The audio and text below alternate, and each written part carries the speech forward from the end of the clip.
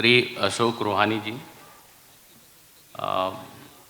मेरे साथीगण, मोमेंटम के मेरे शिक्षकगण, अन्य कर्मी, मेरे प्यारे बच्चों और उनके माता पिता। मोमेंटम उत्सव साल में हम एक बार अपने प्रतिभावान सक्सेसफुल स्टूडेंट्स को सम्मानित करने के लिए मनाते हैं, पर इसका ज़्यादा विशेष प्रयोजन यह है कि उनके जूनियर बच्चों को उनसे मोटिवेशन मिल सके।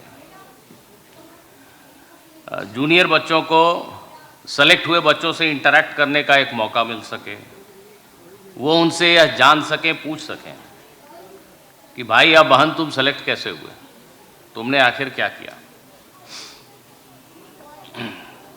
आप उनसे ज़रूर पूछिएगा, लेकिन कुल मिला के जो जवाब आपको मिलेगा वो एक ही है कि 2 साल सिर्फ पढ़ाई करो। इन शॉर्ट जवाब यही है कि 2 साल सिर्फ पढ़ाई करो। ऐसा होना नहीं चाहिए था, हमारी बदनीयती है बोलिए, पर ऐसा ही है।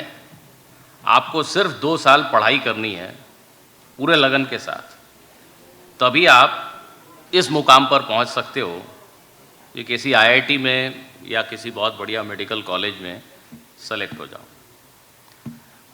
आपके लिए पूरे दिन में सिर्फ और सिर्फ एक ही काम इम्पॉर्टेंट होना चाहिए, वो है पढ़ाई। बाकी सब सेकेंडरी काम है, खाना पीना नहाना भी सेकेंडरी काम है, पढ़ाई ही सबसे इम्पॉर्टेंट काम है।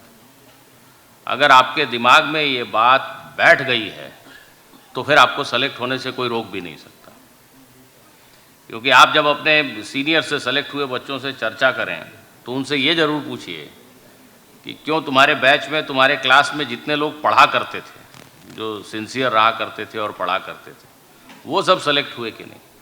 आपको आंसर मिलेगा हाँ, वो सब सेलेक्ट हो गए। सेलेक्ट वो नहीं हुए जो कहीं ना कहीं 2 साल, पूरे 2 साल के टेन्योर में फुल सिंसियरिटी के साथ पढ़ाई नहीं कर पाए। इसका दूसरा और कोई कारण है ही नहीं। तो ये सबसे बड़ी सीख है आप सभी छोटे बच्चों के लिए, जूनियर्स के लिए, कि आपको जो भी बचा खुचा समय है उसमें सिर्फ और सिर्फ पढ़ाई करनी है। हाँ, एक बार सेलेक्ट होने के बाद आपको ये आभास होगा कि बाकी सब जो आपके कॉम्पिटिटर्स थे वो बड़े ही कमज़ोर थे। आपको शायद ये आभास ना हो कि आप बहुत स्ट्रांग हैं, क्योंकि आपके मार्क्स जो आएंगे सेलेक्ट होने के बाद भी, वो शायद आपको खुद पर्सनली बहुत बढ़िया ना लगें, लेकिन फिर भी आप किसी टॉप रैंक से सेलेक्ट हुए, तो इसका एक ही अर्थ निकलता है कि आपके जो बाकी कॉम्पिटिटर थे वो कमज़ोर थे। कमज़ोर कैसे थे? वो 2 साल फोकस नहीं थे, और डिस्ट्रैक्शन के तमाम संसाधन आज हमारे जीवन में हैं, जिसमें सबसे अव्वल नंबर पे ये आता है।